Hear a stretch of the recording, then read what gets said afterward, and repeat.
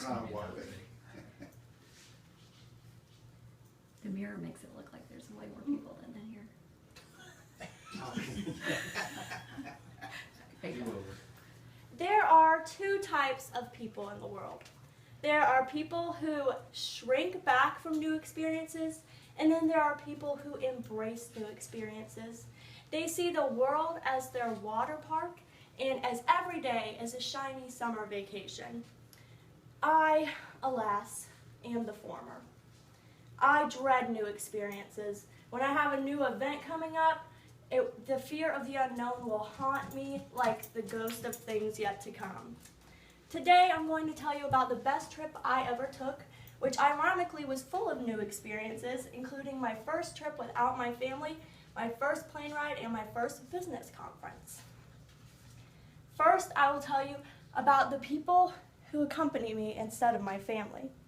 My sophomore year of college, I signed up to go to a business conference for music broadcasting in Orlando, Florida, with WNZR, which was my college radio station.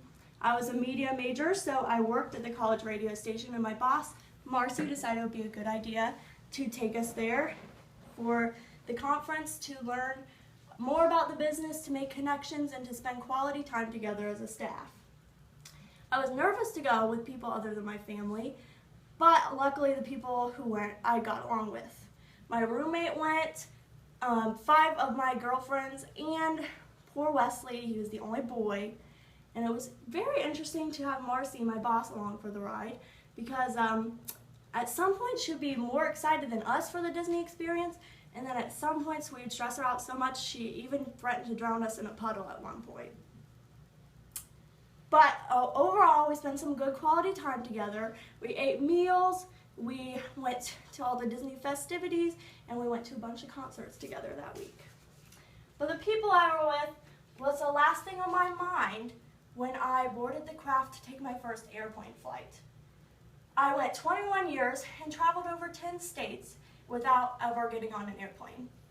I was not comfortable with the idea of air travel. In fact, I was so sure that I'd be flying to my death that I sent my family and loved ones a text from the airport saying goodbye forever. Luckily, I sat next to an experienced flyer. My friend Annabelle is from New Zealand, so she's used to traveling around the world and flying. She told me that takeoff is as fun as an amusement park ride, and she clued me in that you can get pretzels instead of peanuts as your airline snack, so that was good. Slowly, my nerves began to melt.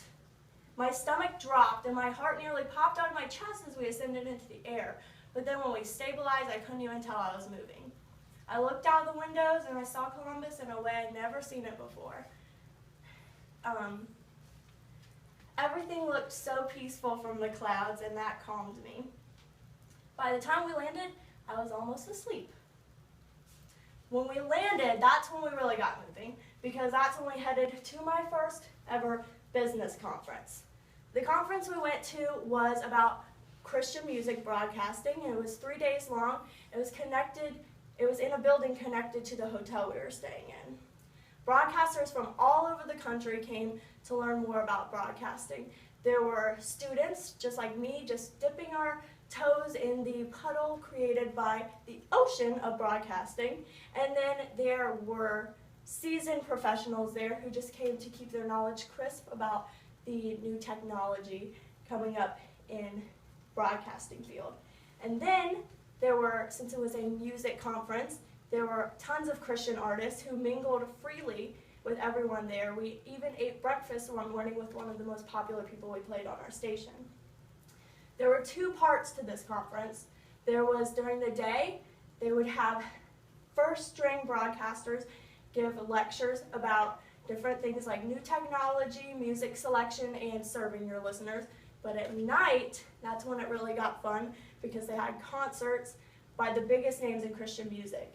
The last night we were there, they even had a concert, Hillsong played in front of Cinderella's castle. To conclude, the best trip I ever took was my sophomore year to Disney World, and it was full of new experiences. I was without my family, I took my first plane ride, and I was at my first business conference.